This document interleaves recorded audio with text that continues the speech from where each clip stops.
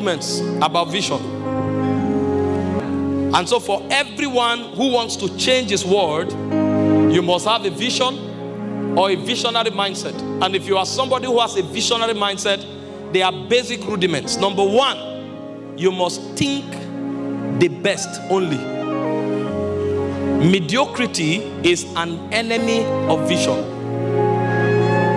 If you don't think the best and you are satisfied with what you have, you will remain where you are. You find any man who is visionary, he thinks the best, he talks the best, and eventually lives the best.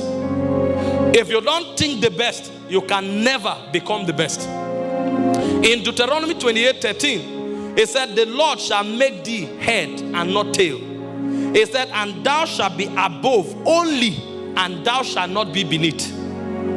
Most of us, especially those of us from Africa, the reason why we have great potentials yet we don't lead our world is because even from our upbringing, they thought they were doing us good by molding our character, but what they actually did was to kill our confidence. And so you find an African person, because he thinks he wants to uphold moral values, becomes so shy and timid that he cannot give expression to what is on his life, because it was strangulated when he was a child. And so in Africa today, you are looked at as either ambitious or wrong if you think you deserve the best. But the Bible makes us understand that God will make you the head and not the tail. And he said you shall be on top only, you shall not be beneath. If it is not the head, it's not good enough for you. If it is not on top, it's not good enough for you. If you will change your world, you must think like that. If you don't think like that, how can you now address the best? If you think mediocrity and the average life is enough, then how can you address the best? That means you have cut off the best from the circumference of your vision. If you think you cannot be a king or operate among the nobles, how can you now assume a king will walk into your meeting? If you are a pastor, for instance, and you think it's such a big deal for you to be seen as a king, how can a king now come and sit down to listen to you? We are servants of God, but he has made us kings and priests. And so there is a royal aspect to us, and there's also a servant aspect to us. The servant aspect is the lowliness of heart in the discharging of our responsibilities before God. But it doesn't mean we should go into the world and be timid or intimidated. Every visionary person from childhood thinks he's the best. Find out. You will ask parents, they will tell you. From all their children, they tell you the one that is different. Because this one, from when he was a child, he thought he would change the world. If you don't think it, you can never become it. And so if you want to become a change agent, you must think of yourself the best. That is why you will put a lot of work on yourself in order to improve. If you don't think you are the best, there will be no need for you to continue to self-develop, because what you have is already enough, except as you think you are better than where you are. If you don't think like that, there will be no growth, there will be no progress. The second thing that you must have in mind is the fact that you must not be quickly satisfied. I'm telling you rudiments of vision. Don't be quickly satisfied.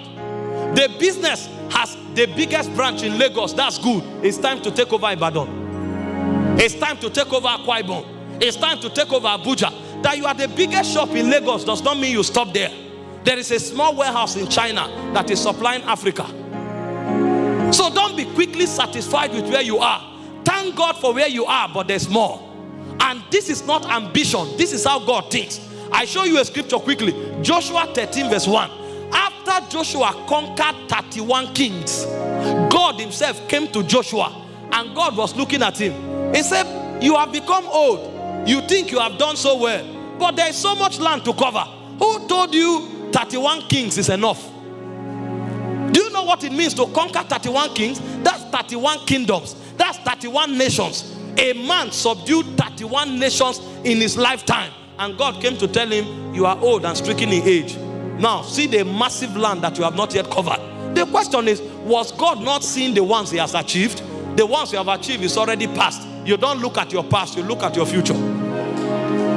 You find a visionary person, he is never satisfied. Grateful for what God has done, but has an insatiable appetite for more. If you allow anybody tell you that covering more grounds is ambition, you are finished. That is the slippery way to mediocrity. Because whatever it is you have done, many have done before. And the reason God brought you on the scene now is because there are virgin dimension God wants to conquer. God didn't bring us here to do what Joshua did. God didn't bring us here to do what Moses did. God didn't bring us here to do what Paul did. God brought us here to do more. Jesus was speaking in John 14:12. He said, the works that I do, you shall do also. And he said, greater works. Jesus is telling you that what he has done, you should do, but you should do more. Now, the question you ask yourself is, what did Jesus do? The Bible said of all that Jesus did, if they were to be written, it said there's no volume of book on earth that can accommodate it. And you are there, they can still write your biography and you say you have achieved something. It took 4 gospels to speak about the life of Jesus. And the Bible is saying these ones that are written so that you will believe. It said, but if all that he did were written, there's no volume of book that can contain it. How can you say it's enough? It's not enough until God calls you home. They are called rudiments of vision. If you don't have these basic rudiments, mediocrity will become your life. The Bible said in Psalm 84 verse 7, it said they go from strength to strength, every one of them that appeareth in Zion before the Lord.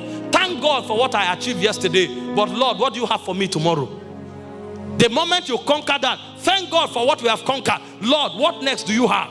In Proverbs 4:18, he said the path of a just man is as a shining light. He said it shines brighter and brighter unto the perfect day. Somebody said, you should strive to become outstanding. He said when you become outstanding, he says strive to become the standard. He said, I've forgotten how he put it, but it's like a 5-line phrase. From one level of standing out to standing out to standing out. It says stand out, from standing out, become outstanding, from becoming outstanding, it says become the standard. By all means, be at the zenith. Don't be satisfied. We are too satisfied. The only time you should be satisfied is when you have seen what was written about you. If you have accomplished it like Paul, then you can say, I have finished my course. If you have not finished your course and you are satisfied, it means your vision has begun to die. Number 3, learn from others. That you are striving to the best does not mean there's not one thing you can learn from somebody else. If you allow pride blind you, something that you would have picked from your neighbor with ease, you will not learn it for 10 years. And it will slow you down on the journey of achievement. There is something to learn even from a fool. If you find a fool, his life will teach you not to be a fool. Because the consequences he suffers will become a precautionary strategy for you against such foolishness. Even a fool has something to learn from. And so every visionary person is smart to learn from others. And that's why leaders listen more than they speak. When you find visionary people, sometimes they call for board meeting and they sit down and they are asking everybody, what's your opinion on this matter? What's your opinion on this matter? They are gathering everybody's ideas. When they finish talking, they say, thank you very much, you can go. They will not tell you their own. They will add what you have said to what they have, and they go out and make impact. Don't talk more than you listen. Learn from people. Learn from people. Hear what they know and enrich yourself. If you are speaking to people, it should be from the place of love because you want to enhance them. But don't be all over the place talking. At the end of the day, your life will diminish. A visionary person is an unending learner. He learns every day from everything, from everybody. That's what makes him stand out. In Hebrews chapter 6 verse 12, it says, be not slothful, but followers of them who through faith and patience obtain the promise. Number 4 rudiment of vision is to take up challenges. Many run away from challenges because they think it's wisdom. When there is a challenge, they exonerate themselves. Others do it and they come back and join them. Every problem you surmount makes you wiser, makes you stronger, and brings out the leader in you. Wise men don't run from challenges. Wise men pick up challenges because challenges improve them. When God created man and told him to walk, walk is not necessarily labor. The word walk is the word ergon. It means become. As you are taking up challenges, there is a transformation happening on your inside that yourself is not aware. Because the moment you produce the answer, you become the answer yourself. And so visionary people are people who are prone to take up challenges. They don't shy away from challenges. They embark, take up challenges, fulfill them, and become better. In Colossians chapter 4 verse 17, Paul wrote, he said, say unto Archippus, to fulfill the ministry. He must take heed to fulfill the ministry that was given to him from the Lord. If you run away from problem, you are not going forward, you are going backward. One of the ways of going forward is to confront the mountain. Kick the mountain out of the way, and then you move. Everybody who turned back from the mountain began to retrogress in life. Visionary people are people who are bold in taking up challenges. If you understand these rudiments of vision, then you are ready to begin to affect your world. If you don't know these rudiments, then you are welcome to be lost in the crowd, because the crowd will always be there, but there are few who stand out. If you are a singer, there is something it takes to stand out.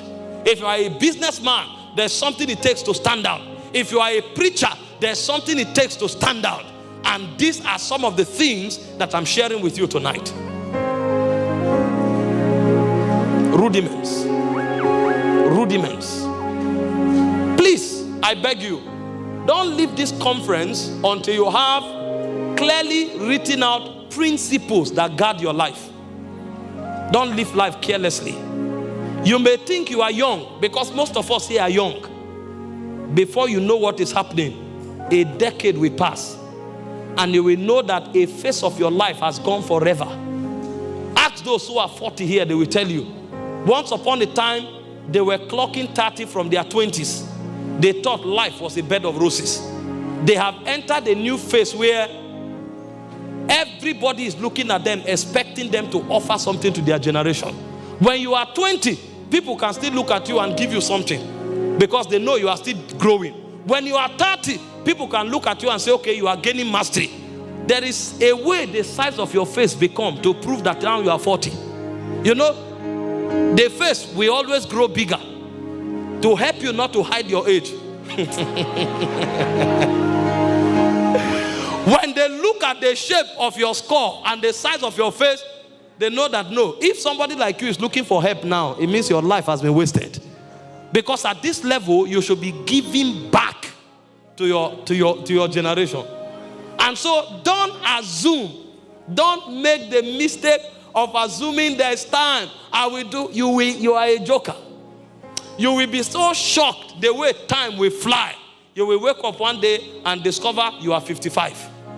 And you'll be asking yourself, how many birthdays did I celebrate? How am I 55 suddenly? You will now start wishing if 5 years will be taken out of your life. You know, when you are young, they say, how old are you? You say, I won't tell you. You are hiding your age because you are hoping they should think you are older. When you become old, you will be begging to reduce your age. You will be begging. When they mistakenly assign an age that is not your age to you, you will fight to correct it. It is youthful pride that makes you feel there is something big about being older. There's no big deal about it. It's your achievement that validates your existence.